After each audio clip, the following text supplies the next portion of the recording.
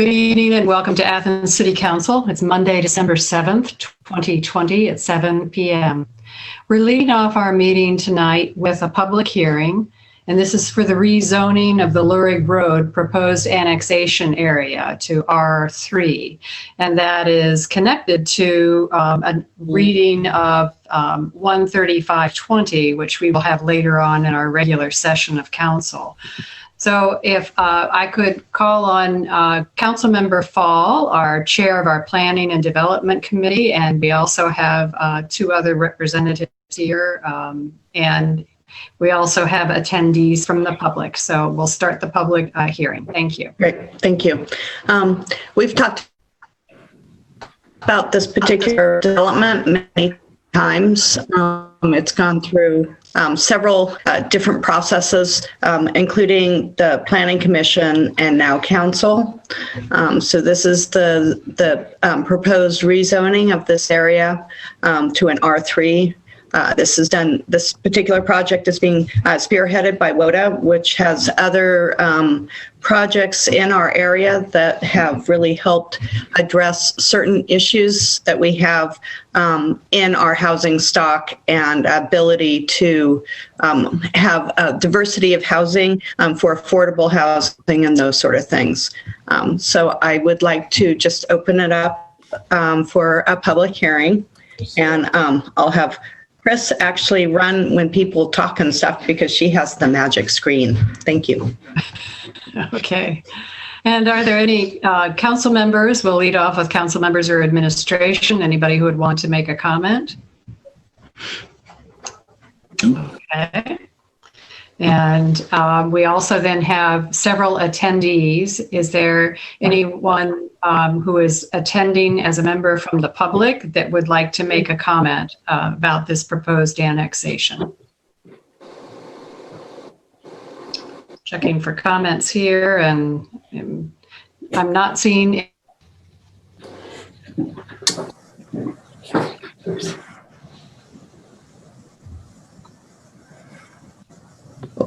She froze. Okay.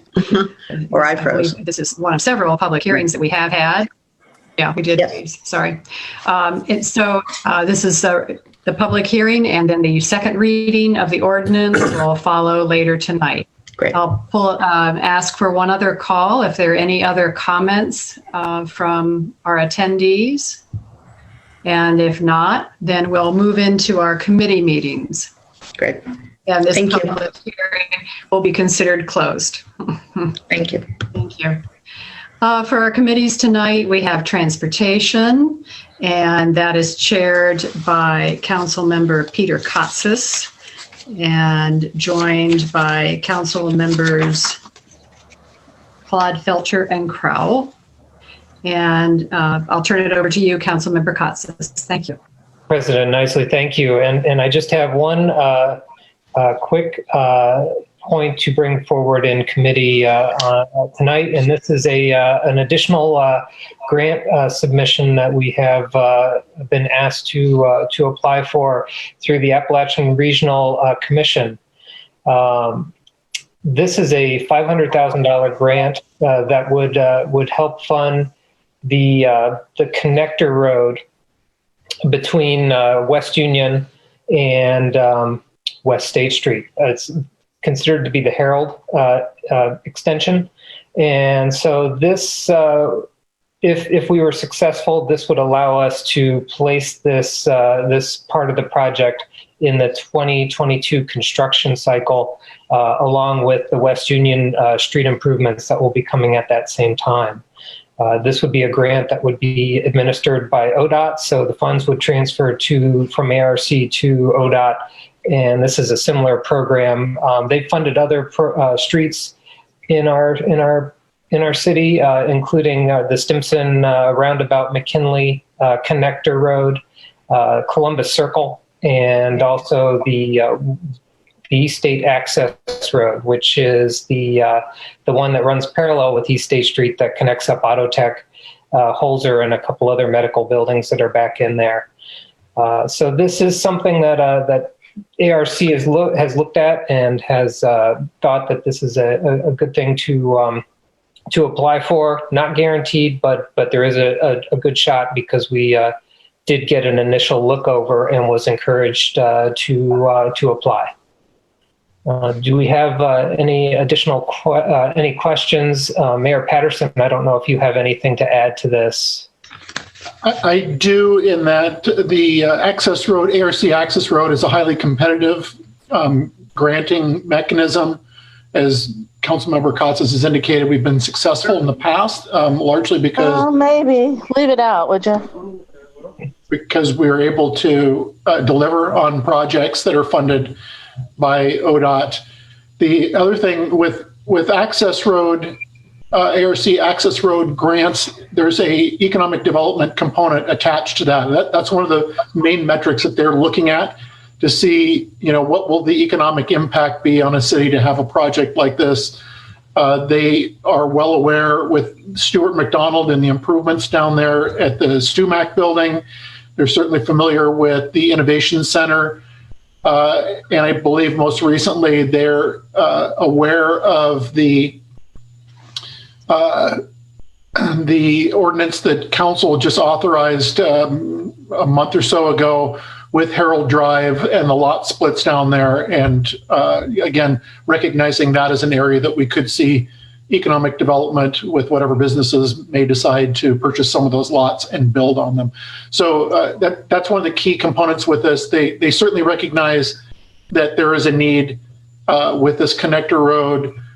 Certainly in the city, we see a need with Athens Public Transit having one way in and one way out down there, which is currently West State Street, as well as our city service garage, which you're all aware is down there as well, that only has one point of entrance. So it would be certainly an asset that would offload some of the traffic that we currently see on West State Street as you get closer to the park, but West State to Central as well as Schaefer. It will certainly help with traffic flow in those areas. Thank you, Mayor. And yes, I'll go again. And Member Clodfelter. Please refresh my memory. The idea of turning Herald Avenue into a connector road has been presented to the West Side neighborhood and to the community, right? And we've gotten feedback? Correct. Yes, this was, there were some open houses, I believe in January or late last year, right before everything changed. And there has been additional, actually I was speaking with Planner Paul Logue today about the comprehensive plan, and he had said that really overall the overall idea that he has garnered from the West Side is they actually see this as a benefit, that it will provide additional connections even for the residents on that side of town. Okay, that's very good to know. Thank you. Member Smedley, it seems like you're chiming in at a good time. Thank you, Member Katsas. I'm grateful to see the administration pursuing this opportunity with ARC, especially given their recent visit, and seeing the potential with this connection. I have two questions. Is this project dependent on the grant? So if we don't get it, will this not happen? Mayor Patterson, you're probably better to answer that. I can tell you what I know, which is it doesn't necessarily put it in the 2022 construction period. It doesn't rule it out, but we would still need to find funding in order to complete the connection. Okay. My other question, and then a comment. From what I recall, there were a few route options. The route of preference impacted a resident and her property. From what I understood at that time, she was not interested in seeing it go through her property. And so my question then is, can we consider a route that wouldn't impact a resident if this was to move forward? That is more on, yeah, go ahead.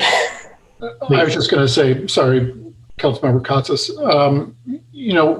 we can certainly continue to explore other possible routes for this particular project to take. The one thing I think that we need to be mindful of with this particular project is to not breach the former rail bed that runs through there, because that in a lot of ways acts as a high water diversion path. We did breach it once upon a time with the bike path as it comes into West State Street Park. And during high water events, we see that becomes a miniature river unto itself flowing through there. And so we're certainly exploring options, but that's the main one. One of the challenges to go with a much more direct route would be, how do you get up over that rail bed and down into what we refer to as the bottom at the service garage? That unto itself would be a challenge, other than to breach the rail bed, which again is not a favorable option at all. I remember that now. Thank you for reminding me. At the open house at the Innovation Center, I saw the map, and that was pointed out. So thank you for that. The comment that I wanted to make was, in addition to the economic development potential that the mayor mentioned, this would offer an alternative exit to West State Street Park during those highly active season of like ball games and such. So there's certainly a lot of benefit that go beyond the economic development. So good luck. Okay. Thank you. And any additional final questions or comments? If that's the case, I am, Transportation Committee is now finished. Thank you. We'll move on now to Finance and Personnel, and that is chaired by Councilmember Crowell with members Reisner, Katsas, and Smedley. Thank you, President Isley. The item on the agenda tonight is the contracts for the Fraternal Order of Police, specifically patrol officers, lieutenants, communication officers. We have discussed this in executive session, and there has been a few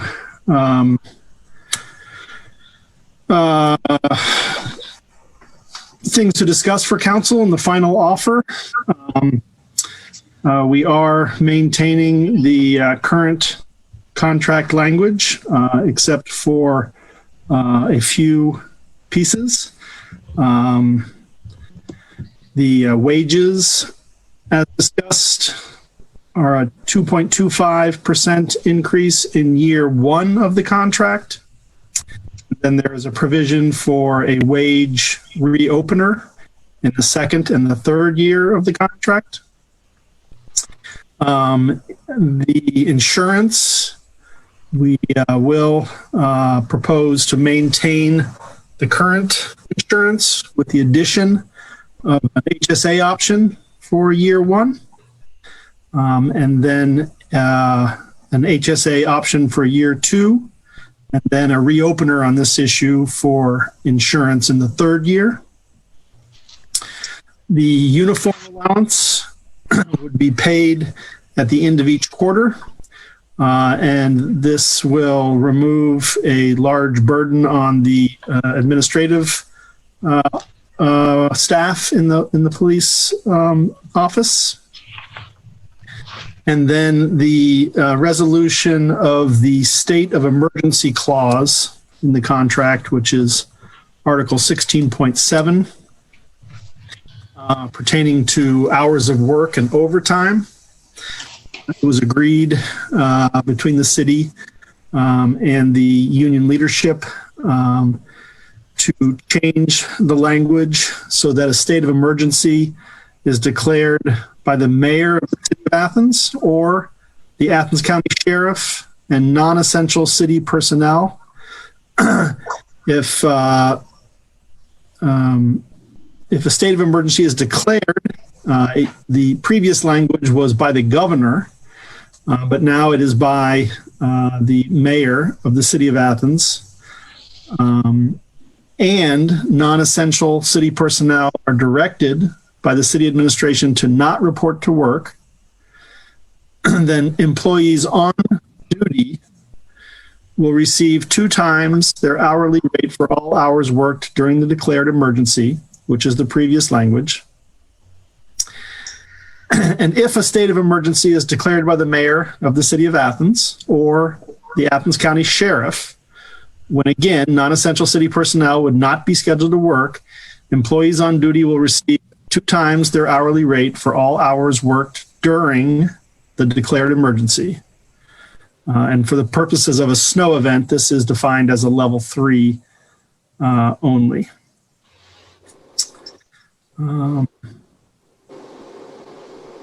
That are the main changes or revisions to the contract. Are there any questions from the Finance and Personnel Committee? Yes, Member Reisner. In the past, when this was being discussed, there was some of our local folks were concerned about rumors concerning officers' records being purged or expunged if they had been in some way, I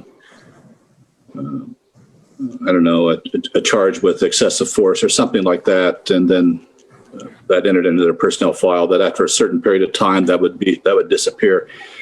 Is there any, I don't know, can we clear that up? Well, what I can tell you, Member Reisner, is that the nothing disappears.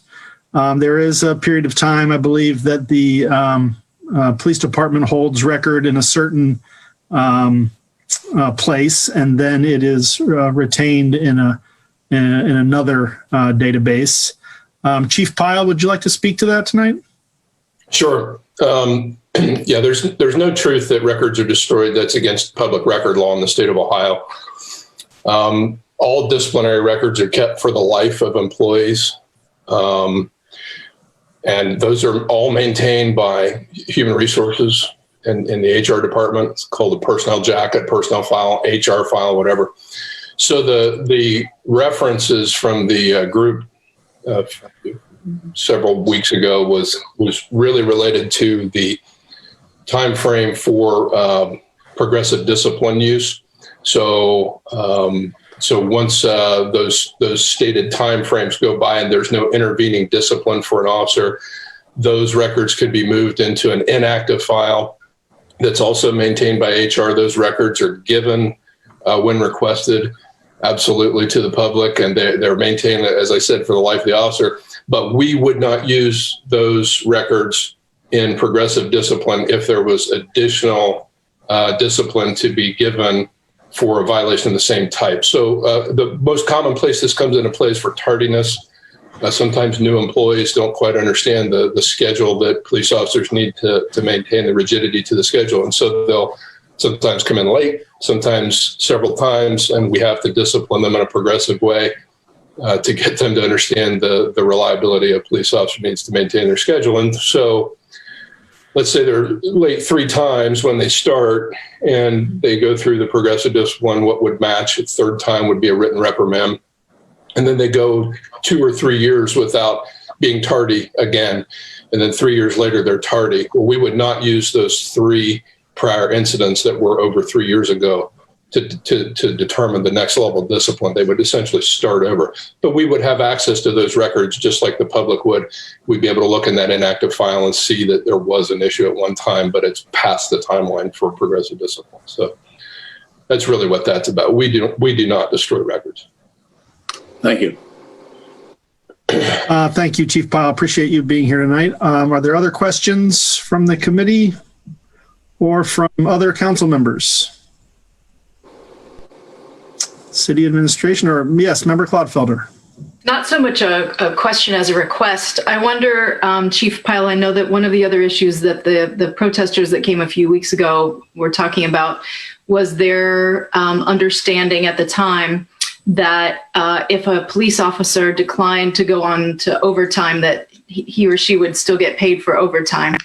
And I know that that's not the case, but I wonder if you could just explain that to clarify things for the public.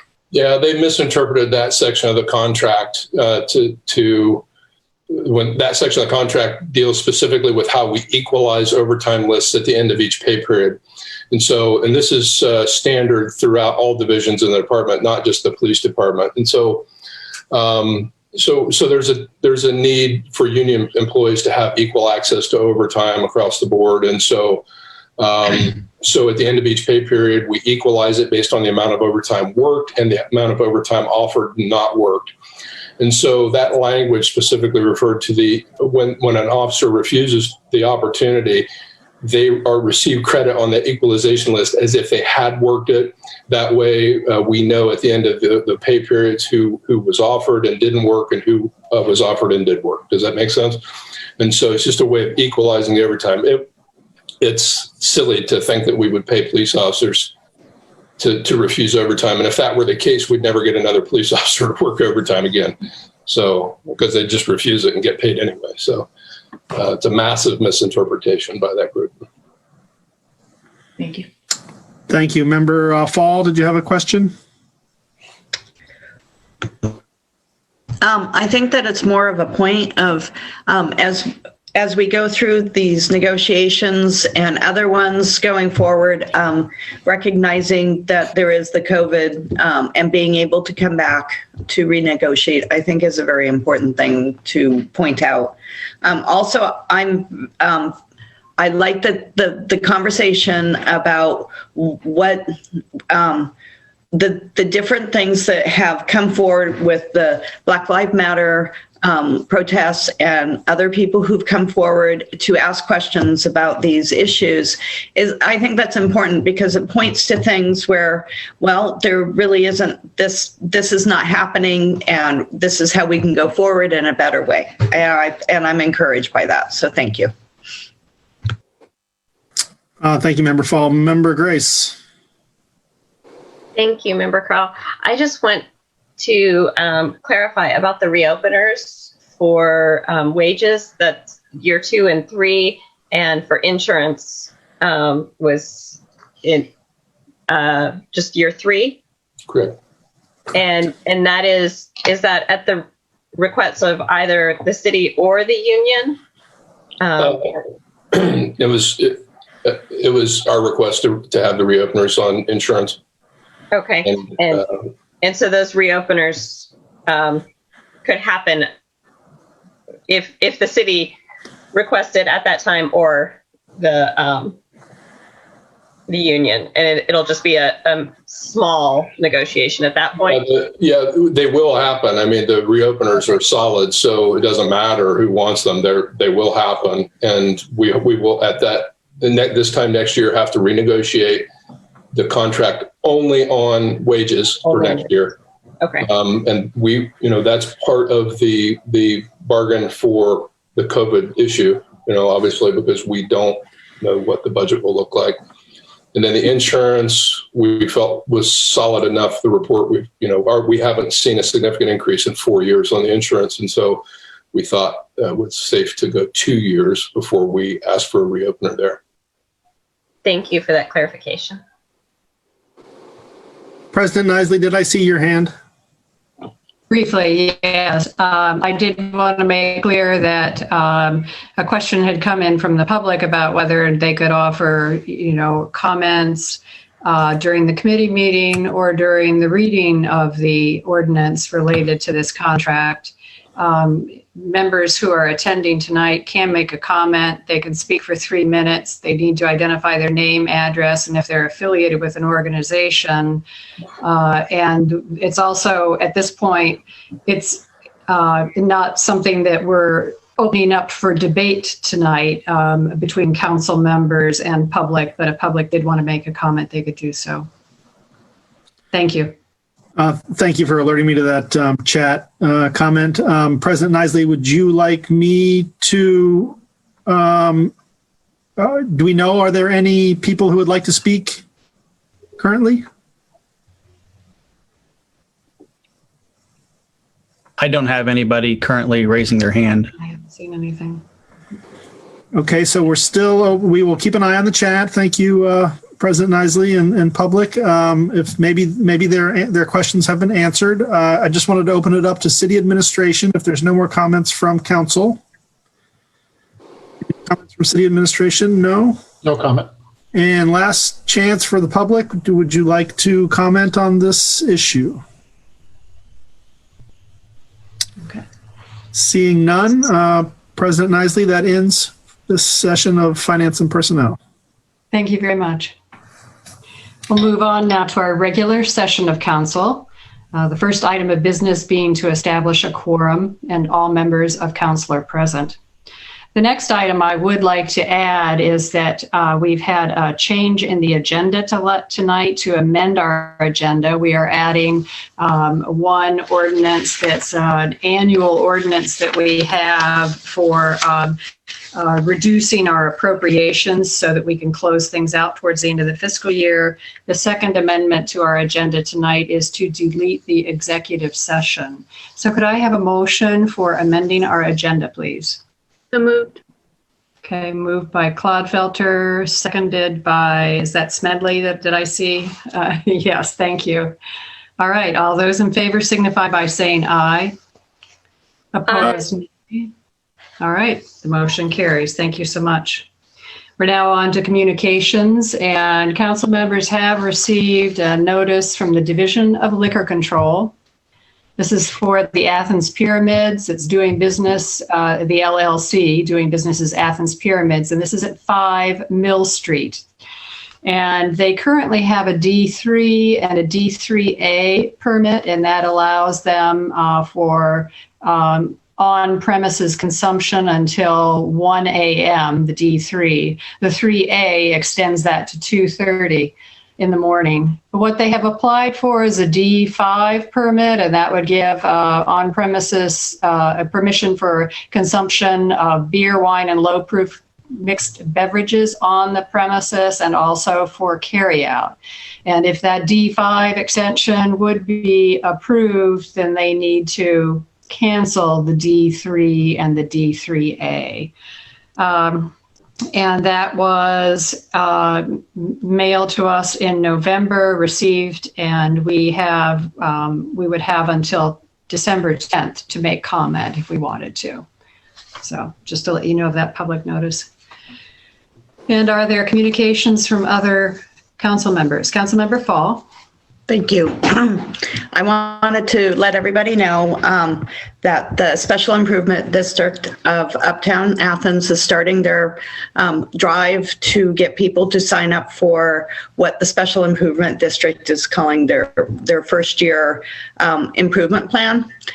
So if you have questions or comments, or if you would like to have more information sent to you and such, they want to have input and such from council.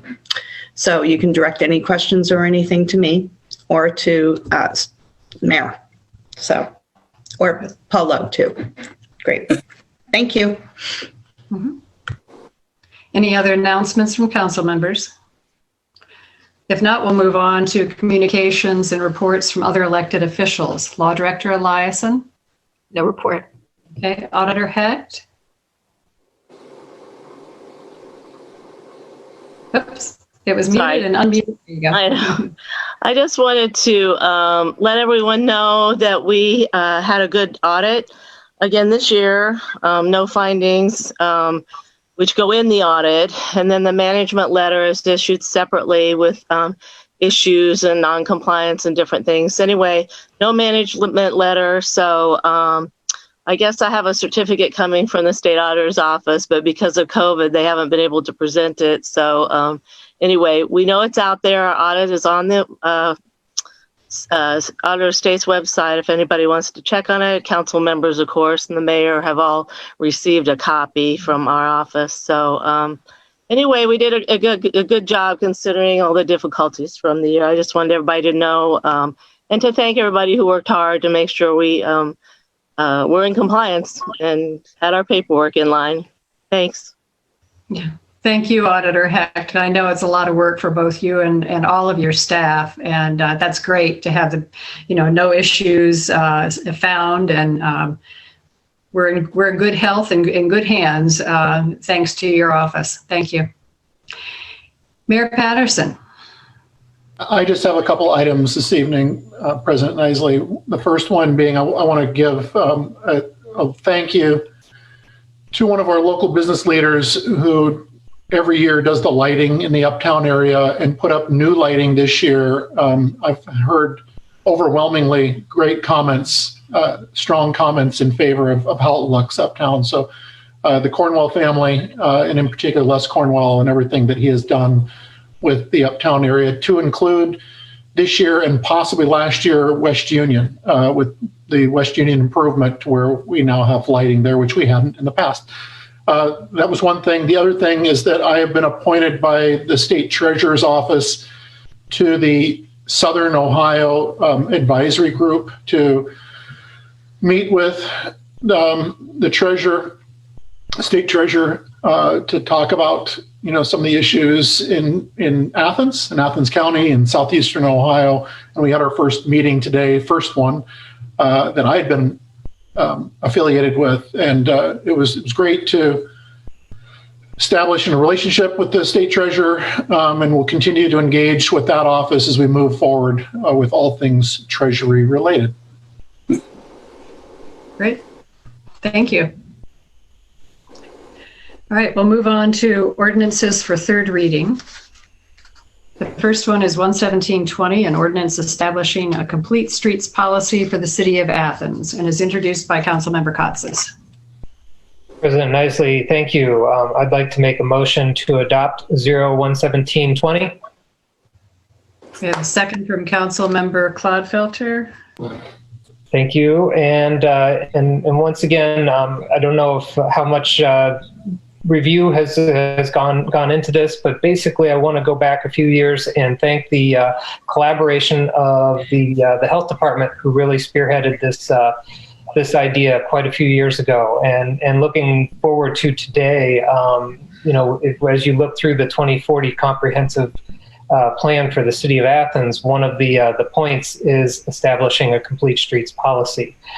So this is something that's been in development for quite some time. And really, when you talk about streets, I'm the streets person, and cities are a combination of people and streets, and they are the public right-of-ways, and how we can get them to work better for our population, to be more accessible, to be more safer, to be multimodal. This is basically validating something that the city of Athens has been doing for quite some time, and adds reporting. So this is, I'm excited to finally have this here today, and I hope we can see some passage tonight. Do we have any additional comments or questions? Member Crowell. Thank you, Member Kotsis. I was just going to say that I got an email today from a granting agency that was listing a complete streets policy as one of the pieces of a possible grant. And I was just going to say that with the city hopefully approving this policy, which I support, it might open us to additional grant funding opportunities that are specifically looking at making our infrastructure, our streets, our sidewalks, multimodal and open for people from 8 to 80 and beyond. So I'm in full support of this. Thank you, Member Kotsis. Thank you.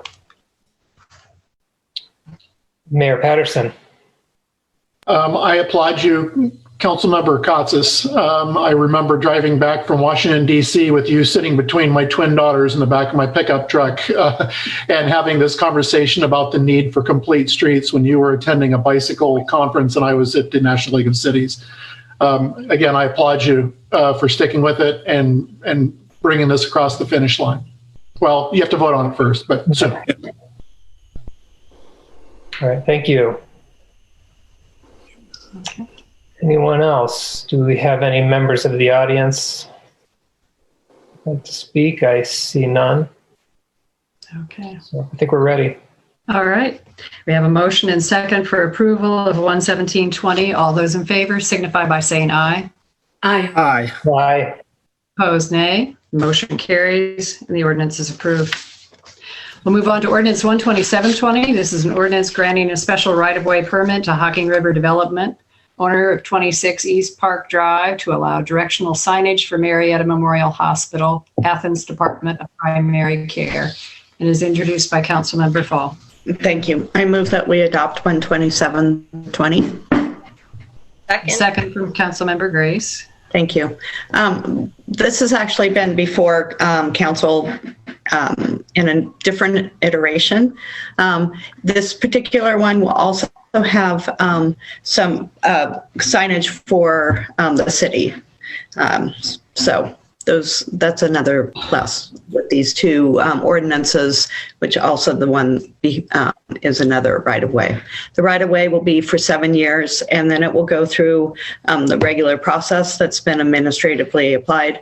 And this particular one has been signed off by all the necessary people in the city. Thank you.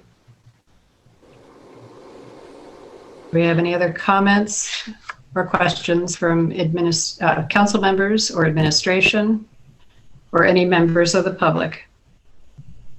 Okay, seeing none. All those in favor signify by saying aye. Aye. Aye. Opposed, nay.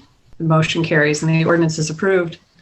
Ordinance 12820 is an ordinance granting a special right-of-way permit to Hocking River Development, owner of 26 East Park Drive, to allow directional signage for Marietta Memorial Hospital, Athens Department of Primary Care, at the intersection of East State Street and East Park Drive, and is introduced by Councilmember Fall. Great. Thank you. I move that we adopt 12820. Second. Great. Second from Councilmember Katsas. Great. This particular one will have city signage too on it. So for all the reasons that we talked about in the preceding ordinance, applies to this ordinance too. Thank you. Okay. And if no comments or questions on this one from council or administration or the public, we'll take the vote. All those in favor signify by saying aye. Aye. Opposed, nay. The motion carries and the ordinance is approved. Great. Ordinance 13020 is an ordinance amending the 2020 Appropriation Ordinance and authorizing the auditor to make inter-fund transfers, and is introduced by Councilmember Crowell. Thank you, President Isley. I'd like to make a motion to approve 013020. Second. Second from Councilmember Reisner. This is our usual business. It includes a appropriation of $23,000 for the computer fund in the clerk's office of the municipal court for their case management system. And then it includes 4 different fund transfers from a community development block grant for transfer, and of course increasing the total appropriations by said amounts. Thank you. Okay. We have a motion and second. Any comments or questions from council members or administration or the general public? Seeing none, all those in favor signify by saying aye. Aye. Opposed, nay. The motion carries and the ordinance is approved. We now have several ordinances for second reading, and I will read through the titles. I will pause briefly to see if there are any comments or questions, and then move on to reading the titles, or then we'll move on to the first ordinances readings. Ordinances for second reading, 13520. An ordinance accepting the petition for annexation of approximately 24.942 acres on Lurid Road, introduced by Councilmember Fall. Councilmember Fall, yes. I just wanted to give people the opportunity, since Rusty Rittenhouse, who's the lawyer for the project, and Joseph McCabe, who is also with the developer, are here. If there's any questions that you have or anything, that would be a good time to ask them. Thank you. Thanks. I'm not seeing any additional comments that Rusty or Joseph you might want to add. You don't need to tell to. Okay. All right. We'll move on with the next ordinance, which is 13620, and ordinance designating the zone for the Lurig Road annexation area, introduced by Councilmember Fall. Okay. And same would apply if any other comments or questions. If not, we'll move on to the next ordinance, which is 13720. This is an ordinance authorizing the Service Safety Director to enter into an LPA state project agreement number 113410 with the Ohio Department of Transportation to install wet reflective pavement markings on state routes 33 and 50 and declaring an emergency, introduced by Councilmember Kotsis. And if no comments or questions, Councilmember Reisner, yes? Will there be any barrels put up for this project? I can't speak for ODOT, but you know how many of them they have. Oh, okay. I feel reassured. Thank you. Just drive a little slower. We'll be good. Okay. We can get that information for you, Councilmember Reisner. Thank you. Okay. Thanks. Any other comments or questions? All right, we'll move on to Ordinance 14020. This is an ordinance to make appropriations for current expenses and other expenditures of the City of Athens, Ohio during the fiscal year ending December 31st, 2021, introduced by the Finance and Personnel Committee. And if no comments or questions, then we will move on to Ordinance 14120. This is an ordinance authorizing 2021 staffing levels and non-union compensation, repealing all ordinances inconsistent therewith and declaring an emergency, and introduced by the Finance and Personnel Committee. And if no comments or questions, we'll move on to the next, which is 14220. This is an ordinance adopting a fringe benefits package for non-union personnel within the City of Athens and repealing all ordinances inconsistent therewith and declaring an emergency, introduced by the Finance and Personnel Committee. If no questions, we'll move on to the ordinances for first reading. 14420 is an ordinance adopting the 2040 Comprehensive Plan for the City of Athens and repealing all ordinances inconsistent therewith, and is introduced by Councilmember Fall. Great, thank you.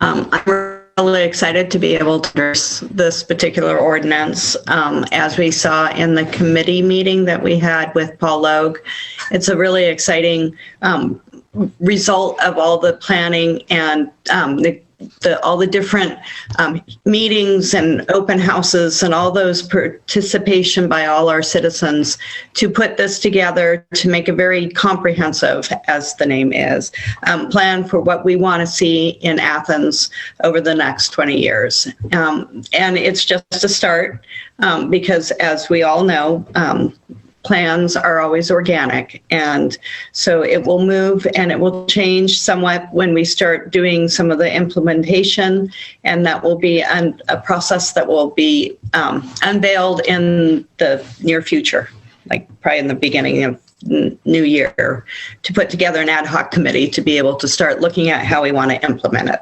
So questions or issues or things that you really love about it, I'm more than happy to hear. Thank you. Okay. And go ahead. Peter?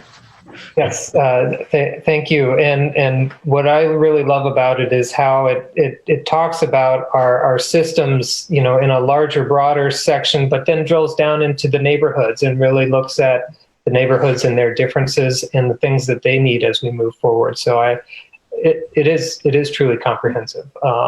I've enjoyed reading through it. I'm not completely done with all the sections yet. I went to my favorite ones first, and I will do my best to cover the rest of them. Great, thank you. I really want to say thank you to Paul Logue and his team. It's been just exceptional. A lot of times cities kind of contract these out. This is much better to be able to do it from organically within. And Paul Logue has stepped up and beyond what an awesome planner does. It's like being a super person. So I just want to say thank you to his team too. Thank you. And I think it is an eminently readable document. And you're right, has that ground level of having talked and met with a lot of people, and it shows. Yeah. So thank you. Okay. Ordinance 145-20 is an ordinance authorizing the mayor to submit an application to participate in the Appalachia Regional Commission Governor's Office of Appalachia programs and to execute contracts as required, and is introduced by Councilmember Katsas. President Nisley, thank you. And if we remember back about 20 minutes ago, talking about an ARC grant, this is it for Harold Avenue or the Harold Avenue extension connection. So the only thing I didn't ask, and I'm sure that Clerk Walker would have alerted me if we needed to do a suspension on this. No. So we're good. We're good. First read. Any additional questions? I'm all ears. No. Thank you. Thank you. Ordinance 146-20 is an ordinance amending Ordinance 2015, Athens City Code Title 7, Parking Regulations, Chapter 7.05.26, Regulation of City Parking Lots, and declaring an emergency, and is introduced by Councilmember Katsas. President Nisley, thank you. And this is once again an adjustment modification of our longer-term parking permits and contracts that we have with the parking garage. And this is in order to alleviate some of the deficit that we're seeing this year due to our current conditions. Okay. And if no comments or questions, oh, we do have one. Member Fall, yes. I just want to make a point that, we have gotten some COVID funding that's helped a huge amount, but it seems that people kind of forget the local people down at the local level and at the county level for COVID care sort of things. And so we have a lot of need, and I just like for people to recognize this is why we're having to do these sort of ordinances to reevaluate and to readjust sort of things. And it would be really nice if people could put some pressure on the people in Washington to get some local government money down to the local government before we have to lay everybody off. Or not. Thank you. Thank you. Move on to Ordinance 147-20. This is an ordinance authorizing the Service Safety Director to enter into a contract with the Employee Benefits Service Center to serve as the city's third-party health insurance administrator and declaring an emergency. Introduced by Councilmember Crowell. Thank you, President Nisley. This is an annual ordinance to have this third-party administrator. The City of Athens is self-insured, and this contract would allow the Employee Benefit Service Center to serve as our third-party administrator from January 1st, 2020 to December 31st, 2021. Okay. Thank you. Thank you. Any questions or comments? If none, we'll move on to 148-20. This is an ordinance authorizing a stop-loss medical insurance contract and declaring an emergency. Introduced by Councilmember Crowell. Thank you, President Nisley. This is also connected to the same issue, our city's insurance policy, and this is the stop-loss medical insurance contract, as President Nisley indicated. This would take place as soon as the current contract expires on December 31st of 2020. And this would be a one-year contract with Sirius America to cover our stop-loss insurance. Thank you, President Nisley. Okay. And any questions or comments? Seeing none, we'll move on to Ordinance 14920. This is an ordinance amending Athens City Code, Title 17, Municipal Income Tax, to add Section 17.01.96, work deemed performed by an employee within the City of Athens during the COVID-19 declaration of emergency, and declaring this ordinance an emergency measure, introduced by Councilmember Crowell. Thank you, President Isley. This is a very important ordinance. There is a movement at the state legislature level to change, or I should say there's not necessarily a movement, but there is a lawsuit, I believe, connected to how municipal taxes are collected, specifically income taxes. During COVID-19, many of us are working from home, and in some cases, home is not within the municipality where your work is. So right now, Athens, the city of Athens, collects income tax from those who work within the city of Athens. And in some of the larger portions of the state, larger cities such as Columbus, many of the people who work within the city of Columbus actually live in the suburbs of Columbus, and they are conducting the majority of their work, if not all of their work, from their home.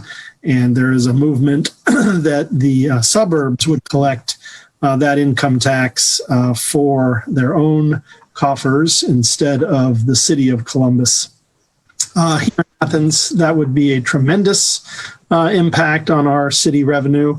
And this ordinance amends our municipal income tax code, Title 17, so that we are able to continue to collect that municipal income tax here in the city of Athens. We will just, this is connected to House Bill 197, and this is a COVID era or COVID period emergency, and it's very important that we continue to be able to collect this income tax within the city of Athens. Thank you, President Isley. Thank you. Comments or questions? And yeah, I would add that if we look at the ordinance for the annual budget, 70 to 80% of our revenues for our general fund are from income tax. So that's how critical this is. Thank you. Ordinance 15020 is an ordinance amending the 2020 Appropriation Ordinance and authorizing an interfund transfer. And this is introduced by Councilmember Crowell. Thank you, President Isley. I'll go ahead and read through this amendment to the Appropriation Ordinance. The 2020 Appropriation Ordinance 13019 is hereby amended by appropriating from the unappropriated balance the following sums. $5,000 to General Fund Fire 101.208, Transaction Code 200-300, for the receipt of an Endbridge grant to purchase water rescue personal protection equipment, and $128,121.87 to the CARES Act Fund 285.120, Transaction Code 600, and increasing the total appropriations by said amount. The 2020 Appropriation Ordinance is further amended by decreasing and increasing the following. $3,200 decreasing the general fund law director by $3,200 and increasing the general fund law director 101.104, transaction code 500. Equipment by the same amount to replace a copier that can no longer be serviced. It's an old version and cannot be, the parts cannot be provided for it. And also decreasing the CARES Act Fund 285, transaction code 300 by $4,250, and then increasing the CARES Act Fund transaction code 600 by the same amount for that transfer, for a transfer. And Section 3 is the auditor is hereby authorized to make an interfund transfer from the CARES Act Fund 285 to the General Fund 101 in the amount of $132,371.87. Thank you, President Isley. And I think this is one that we're going to have a motion to suspend tonight. So if we could move forward on that. I'd like to make a motion to suspend the rules. And a second by Councilmember Katsas.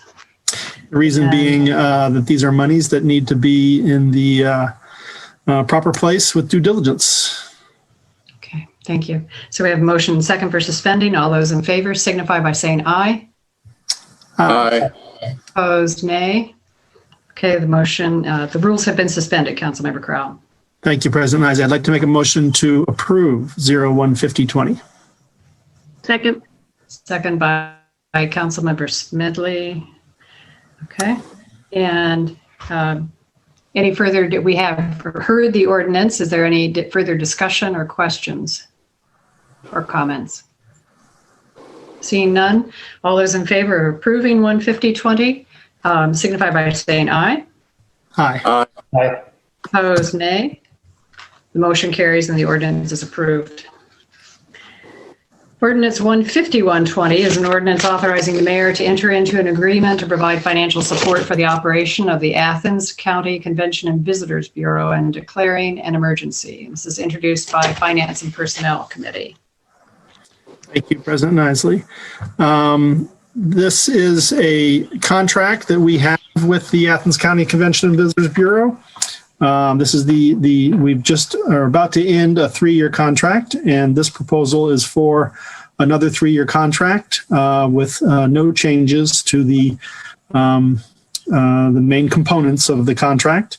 As I believe Council is aware, the Ohio Revised Code requires at least a 50% share of the transient guest tax to be used for the Tourism Bureau, and we have that agreement with the Bureau, and this is pretty straightforward. It's simply authorizing the mayor to enter into this agreement through December 31st, 2023. So this would be another 3-year contract.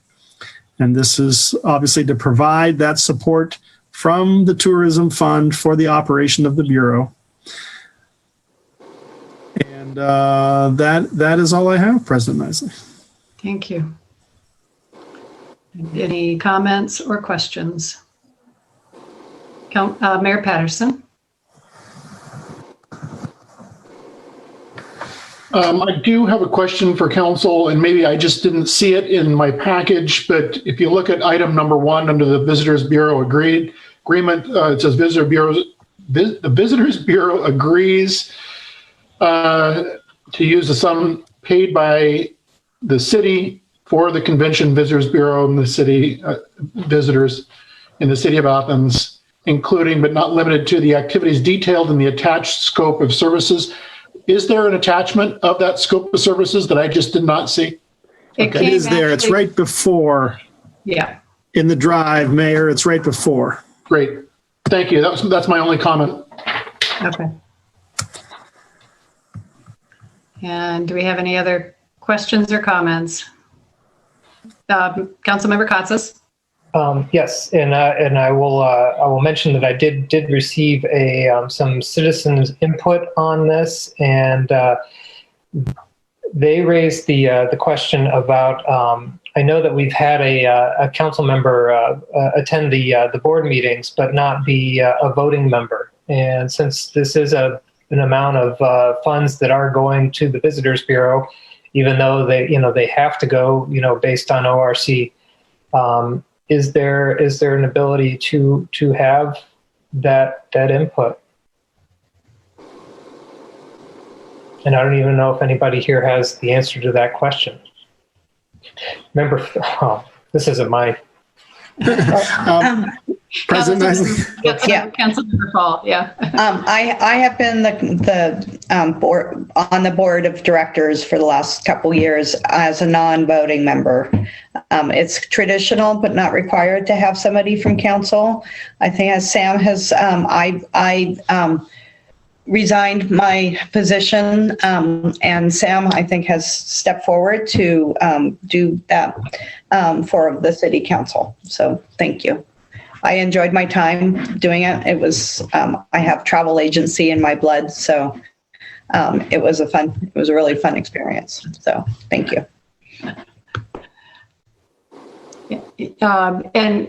Yes, well, I guess a question might be, Councilmember Fall, did you feel that your representation on the council or your voice was impeded by being a non-voting member? No, I think it's a small board and very close-knit. I think that it's well-run. It's and so I think that it's very citizen-driven, and that they are very open to both the county representative who's on it as a non-voting member and myself. But so I felt very comfortable with being able to provide information and get feedback. So thank you. Yeah, Councilmember Crowe. Thank you. I'll just say that from my part, I did accept the request to sit on the board, and I met with the new director, Mr. Troyer, and had a very nice conversation about the direction he plans to move the Bureau in and how council can support him. I was not aware. I knew that Member Fall and the council member of the board was a non-voting member, and I didn't know if that was required somewhere. I didn't answer Member Cotz's question because, or the mayor or whoever brought up the question up, because I'm not sure where that arrangement started and if it was some sort of legal requirement that council not be a voting member. But in any, I'm very prepared to join the board and contribute as Member Fall did. I think in my case, there wasn't really anybody who was representing for a while, and so it was like, let's fill this position up. So I'm not sure if it's legally, that would be Lisa's realm of what exactly the ORC requires of the board, sort of thing. So. And I do remember that the reason that it came up, I believe, is because it is spelled out. The city council member is a non-voting member. And I'm looking for it right now in the agreement, but I'm not seeing, it's likely in the scope of services. But we can get that clarified between now and the next reading and get further input on that. So thanks for raising the issue, Councilmember Cotzes. Yes, Law Director Eliason. Yes. I'm guessing it might be in their bylaws, and I think that I can try to obtain those. Okay. Thank you. And Mayor Patterson? I have the bylaws sitting on my desk, which I would be more than happy, because I had this question as well. There is a quote unquote non-voting member from the commissioners, county commissioners, as well as Member Fall, you serving in that capacity. And I can certainly get that to you, because I was curious about that, whether the bylaws actually spoke to either of those posts or those appointed individuals as being non-voting. So I will certainly share that with Law Director as well as Council. And I received that from I believe, Commissioner Schmiel, who serves in that capacity for the county commissioners. Okay, thank you. And Member Reisner, did you have a comment or question? Not now. I'm suggesting that we get a copy of the bylaws. Okay, thank you. All right, thanks. Oh, Mayor Patterson.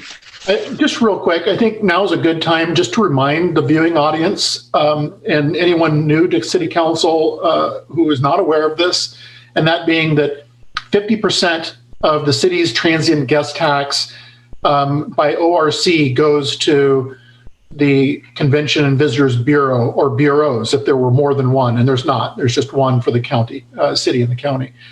100% of the county's transient guest tax 100% goes to the Convention and Visitors Bureau. I share that with council in that you're all well aware that our hotels in the city of Athens and Athens County have absolutely been struggling. And so I think that with Mr. Troyer's comment that he's going to be fiscally responsible in light of what the revenue looks like coming into the Convention and Visitors Bureau, I can imagine he has to be because of the lack of revenue due to COVID-19 and its impacts on our community in particular, that our hotels rely heavily on Ohio University.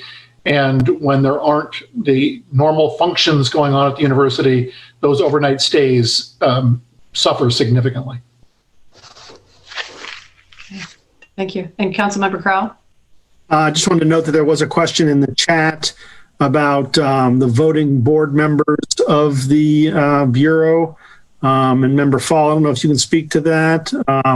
As you said, I don't believe it's a large board. So while City Council does not have a voting position, there are 4 or 5, maybe, Member Fall? Do? Yeah.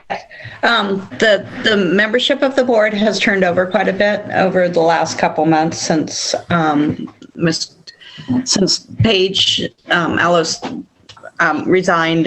And so I'm not sure right now because that was in a state of flux. Sean Kaiser is the president of the board. So you can also contact him. So I'm not sure of everybody on it because it was, so thank you. Okay, thanks for the question. All right, we'll move on to Ordinance 15220. This is an ordinance affirming the mayor's execution of an agreement with the Athens City Fraternal Order of Police, Ohio Labor Council, Inc., and the City of Athens patrol officers and lieutenants concerning wages and working conditions, and is introduced by the Finance and Personnel Committee. Thank you, President Isley. I'll go ahead and read through the sections of this ordinance. Section 1, Athens City Council does hereby affirm the mayor's execution of an employment agreement with the Fraternal Order of Police, Ohio Labor Council Incorporated, and the City of Athens patrol officers and lieutenants, a copy of which is attached hereto and incorporated herein by reference. The effective date of said agreement, Section 2, is January 1st, 2021 through December 31st, 2023. And that is the pertinent information. We discussed this in committee, and this is the ordinance to move this forward. Thank you, President Isley. Thank you. Any comments or questions? Okay, and I'm not seeing anything in the chat either. All right, we'll move on to Ordinance 15320. This is an ordinance affirming the mayor's execution of an agreement with the Athens City Fraternal Order of Police, Ohio Labor Council, and the City of Athens communications officers concerning wages and working conditions, and is introduced by the Finance and Personnel Committee. Thank you, President Isley. I'll go ahead and read the first couple sections of this as well, obviously connected to the contract previously discussed, previously introduced. Section 1, Athens City Council does hereby affirm the mayor's execution of an employment agreement with the Fraternal Order of Police, Ohio Labor Council, and the City of Athens communications officers, a copy of which is attached hereto and incorporated herein by reference. Section 2, the effective date of said agreement is January 1st, 2021 through December 31st, 2023. Thank you, President Isley. Okay. And any comments or questions? Not, we'll move on to Ordinance 15420. This is an ordinance amending Athens City Code, Title I, General Provisions, Chapter 1.03, Code Fees, established Section 5.04.08, Sewer Rates, and declaring an emergency. This is introduced by all council members, but I believe Councilmember Grace will be the person speaking to this ordinance. Thank you. Thank you, President Isley. The members of the city administration and President Isley, we've had several meetings discussing the proposed rate changes for our sewer, and at this point, the fact is that the city has a high debt obligation for our sewer fund. We have, when you have an old city, there comes with that some old infrastructure that on a regular basis needs to be maintained and upgraded in order to adequately meet the needs of a modern population and as a proper sanitary system. So Andrew Chickey, our Assistant Service Safety Director, or Deputy, sent out some information that I think is pertinent to this ordinance, which is to increase the sewer rate. And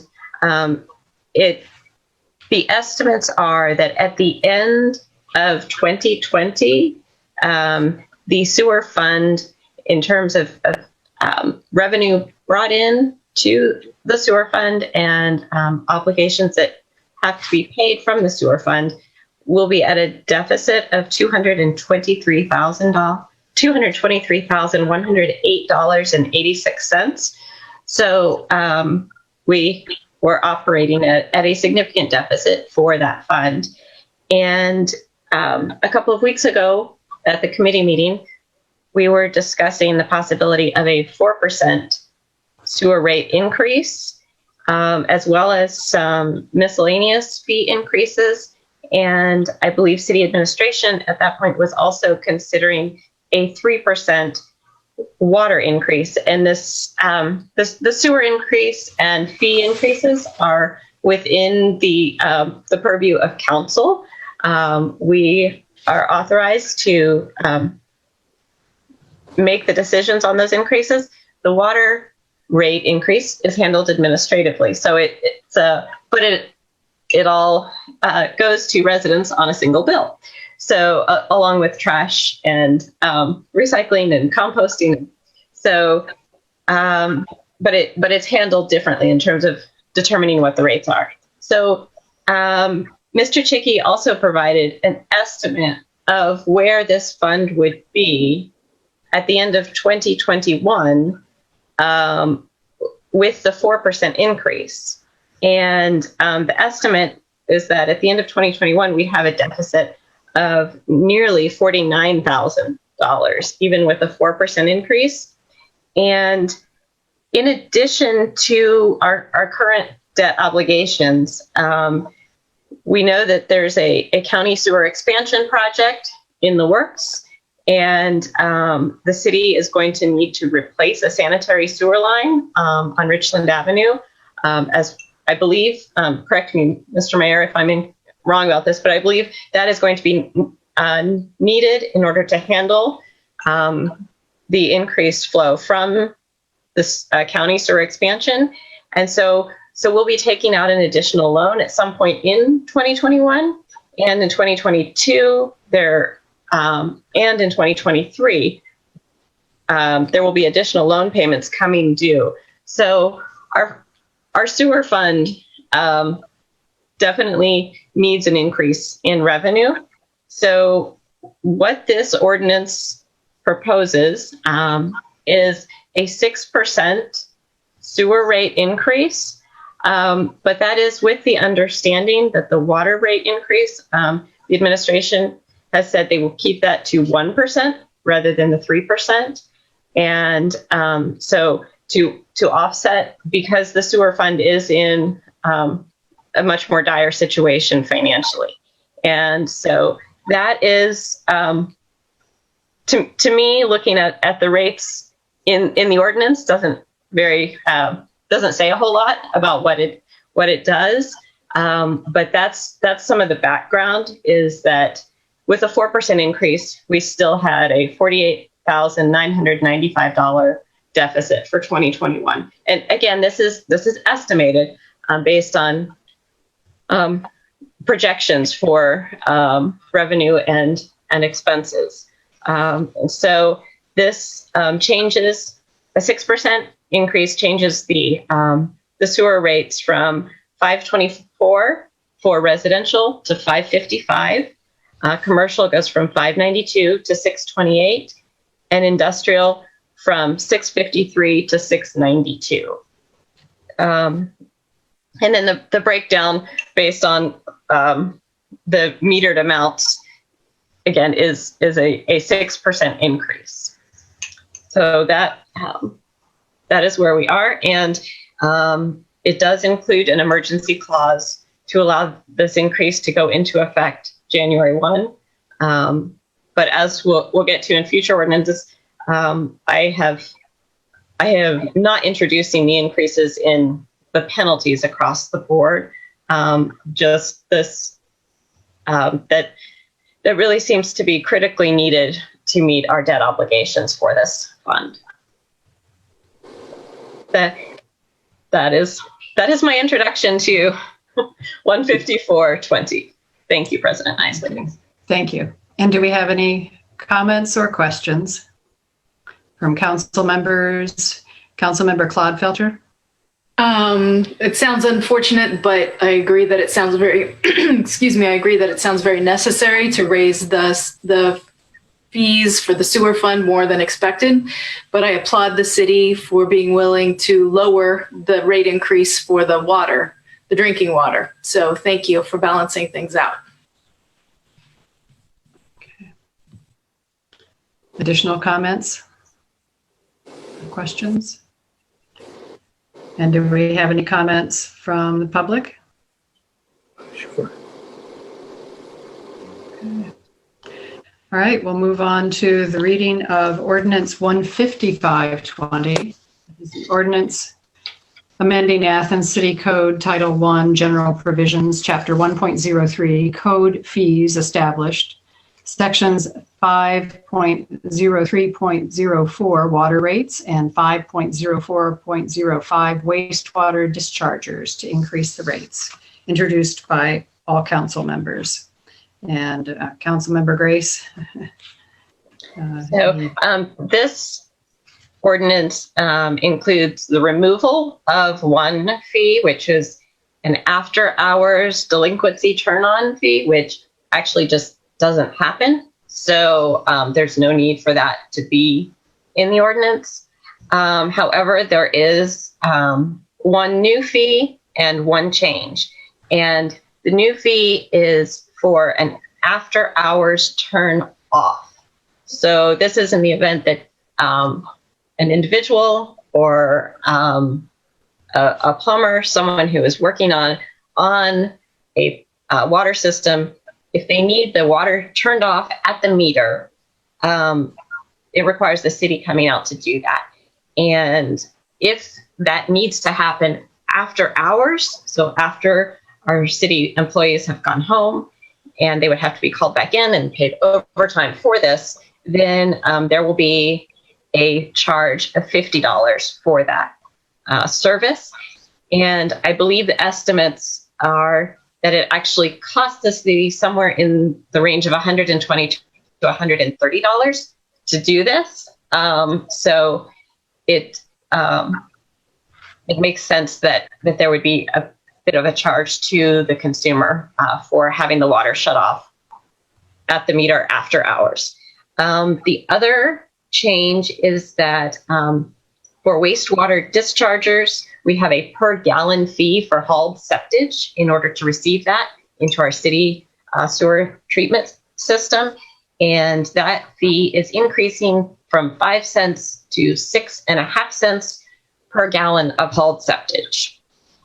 But there are no other changes to penalty fees for residents in this ordinance. Thank you. And any questions or comments? If none, we'll move on to Ordinance 156.20. This is an ordinance amending Athens City Code Title I, General Provisions, Chapter 1.03, Code Fees Established to increase the city's stormwater service charge, Section 5.04.08, Sewer Rates, and declaring an emergency. And Councilmember Grace, on behalf of all council members again, thank you. Of course. Thank you, President Nisley. So this is the separate fee that is for maintenance of our storm sewers. And as Member Fall pointed out a couple of weeks ago, proper maintenance and monitoring of our storm sewer is very important. And the city is looking to hopefully hire a new worker to better manage and improve our environmental management of our storm sewer system. And this would be a significant portion of funding that. In committee 2 weeks ago, we discussed the residential rate going from $2 to $4. However, that was an error, and the request from administration was to go from $2 to $3 for residential. Commercial goes from $4 to $6, and industrial goes from $4 to $6. And again, this is a flat fee once a month on the utility bill. Okay, thank you. And I see comments from Councilmember Fall and then Councilmember Crowell. Thank you. I think it's really important with stormwater to understand how it impacts our other systems. If you don't have good stormwater management, it tends to overload the sewage treatment plants and such, because it overloads.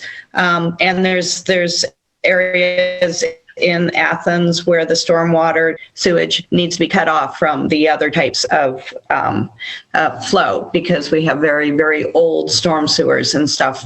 And that's been a program that the city has been doing for a number of years. It's important to understand that stormwater management not only helps to keep surface waters very cleaner, but it also helps to save us money, because we don't have these pulses going through the sewage process and stuff. So it's a very important thing, and it's just going to become more and more regulated in the future, because it does have such large environmental impacts. Thank you. And Councilmember Crowell. Thank you, President Nisley. Just to echo Member Fall's comments, the Climate and Sustainability Ambassadors at Ohio University did a public service announcement this fall during Pollution Prevention Week, which was specifically about our storm drain infrastructure. The Soil and Water Conservation District loves the phrase, and I agree, only rain down the drain. So anybody who thinks that our stormwater system is for whatever you got in the garage, it is not, because all of that flows directly to the Hocking River and becomes an environmental problem. Those storm drains do not flow to the sewage treatment plant. Those go to the Hocking River. And so it is quite crucial, especially in a flood-prone area like Athens, that we have a stormwater system that is working for the citizens. So I also think, Member Grace, that this fee has not been raised in maybe 10 years. So it is a necessary and important increase in this base fee. Thank you. Yes, I believe this fee is currently at the same rate that it was when it was first introduced, approximately 10 years ago. So. Okay. Thank you. Okay. Any other comments or questions? All right, we'll move on to one additional ordinance that was added to our agenda. And this is an ordinance authorized 15720. It's an ordinance authorizing the auditor to reduce the 2020 year-end appropriations. And this is introduced by the Finance and Personnel Committee.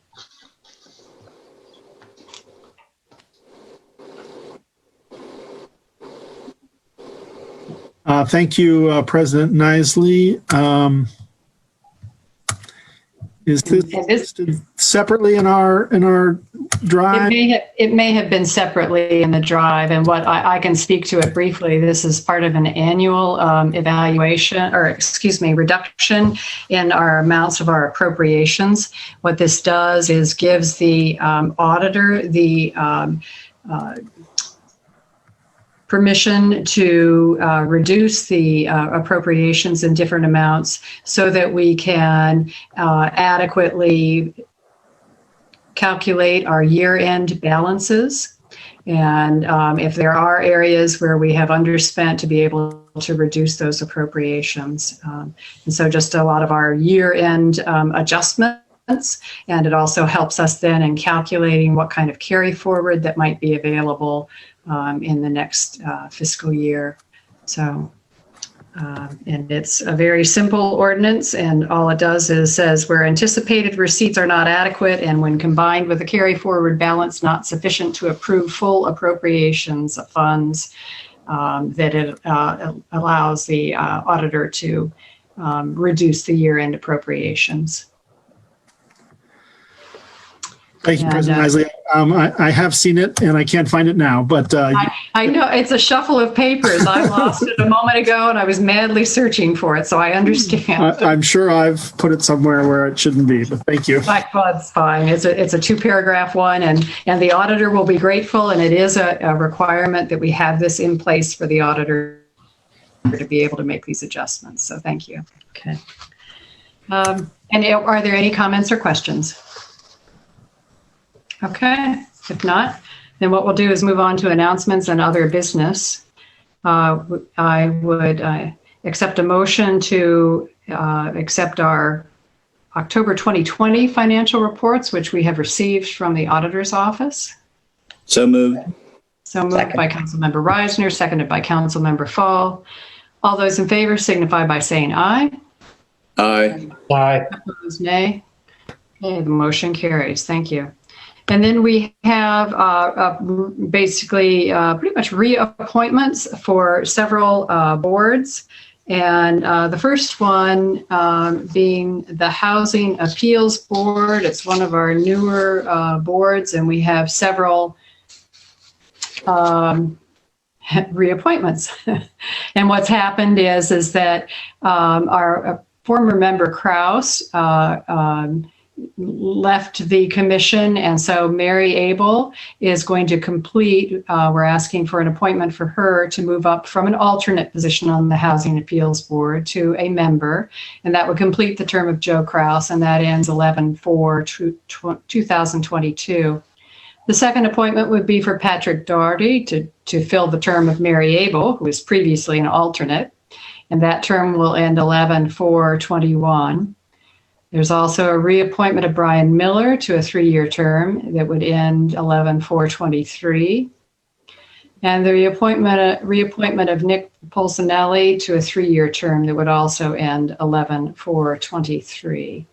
And so if I could have a motion for the approval of those reappointments. I'll move. Moved by Councilmember Paul, seconded by Grace. All those in favor signify by saying aye. Aye. Aye. Opposed, nay. Okay.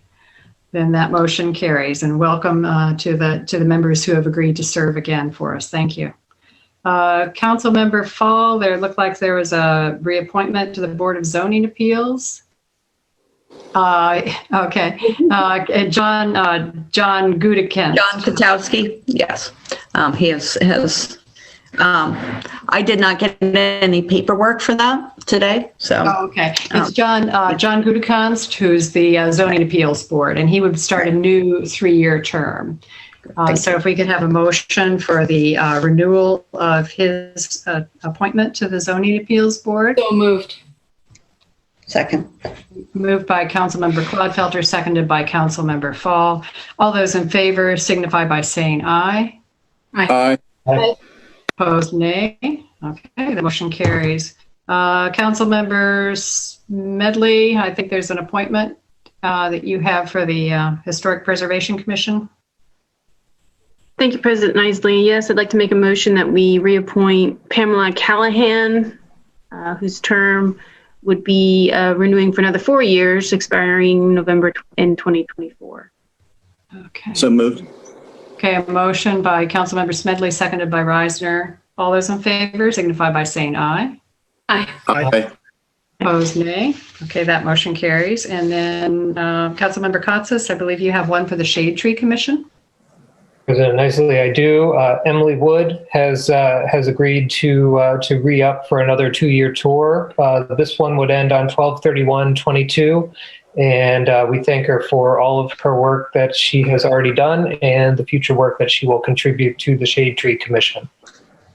Okay, so we have a motion, and do we have a second from Councilmember Grace? Okay, all those in favor signify by saying aye.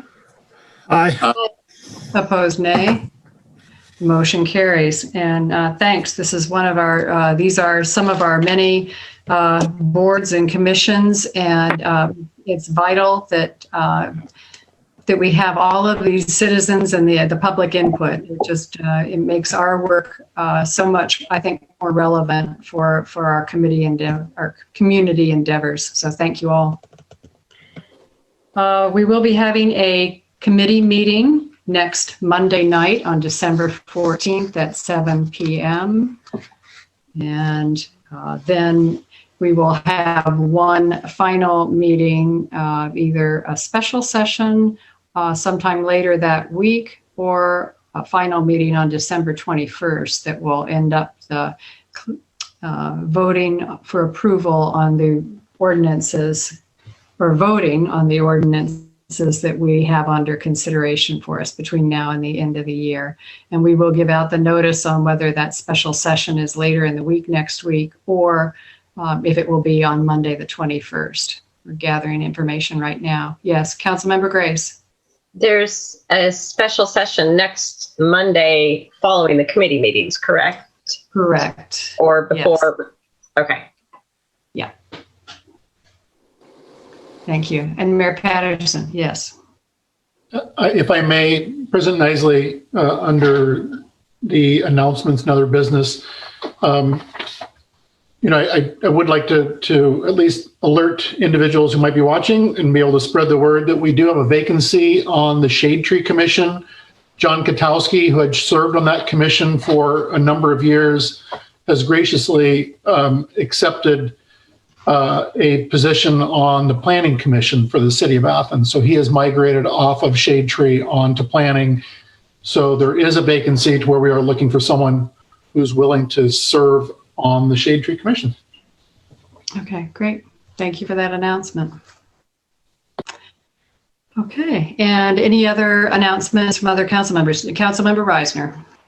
I don't have the document in front of me, but is there not a free COVID testing clinic tomorrow at the fairgrounds? There is. Yes. Correct? Very important. Yeah. I don't have the times. Like I said, I believe it's from 12 to 4 tomorrow at the fairgrounds. Okay. And it's free. So, and it's drive-through. So if anybody wants to see if they're asymptomatic, or if anybody is experiencing some symptoms that they're wondering about, and I've already met 2 people who told me they're under quarantine because they've been near someone who has COVID, you might want to go tomorrow between 12 and 4. And this is available for anyone over the age of 2. Mm-hmm. So children, I know sometimes it's difficult to get children tested here locally. So that's an important thing to highlight too. But children ages 2 to 17 do need a guardian present with them for the testing. Okay, good. So thank you for remembering that. And it's with thanks to the health department for all they've been doing, because I know they've been working long hours. They did say to anticipate, they anticipate a strong response tomorrow. So be prepared that it might take a little while to work through the lines. But I know that the other COVID testing that they had earlier this year was very efficient. So likely the same again. Mayor Patterson, yes. I know that this has been a concern of Councilmember Reisner in the past, so it's worth noting that the Athens Police Department is aware of this pop-up testing tomorrow, and that we will have patrol down there to help direct traffic into the fairgrounds. Well, I agree with you, President. I said there likely will be a rather extensive queuing of cars in that turn lane down on West Union. Okay, thanks. Thank you. Any other announcements? Okay. Seeing none, we also have an opportunity for citizens to speak on legislative items and city services that have not been covered on the agenda. So of our other attendees from the general public, is there any other item that you might wish to address to council tonight? You would have up to 3 minutes if you would want to speak. Seeing none, I would accept an invitation or a motion for us to adjourn. So moved. I'm sorry. And who moved? I'm sorry. Sam. Somebody did in a second. Oh, it was Sam. Okay. You almost sounded like Steve for a moment. And I thought, well, maybe he is. Okay. And a second from Councilmember Fall. Thank you. It's been a long day. Thank you all for your patience tonight. And we will see you next Monday night.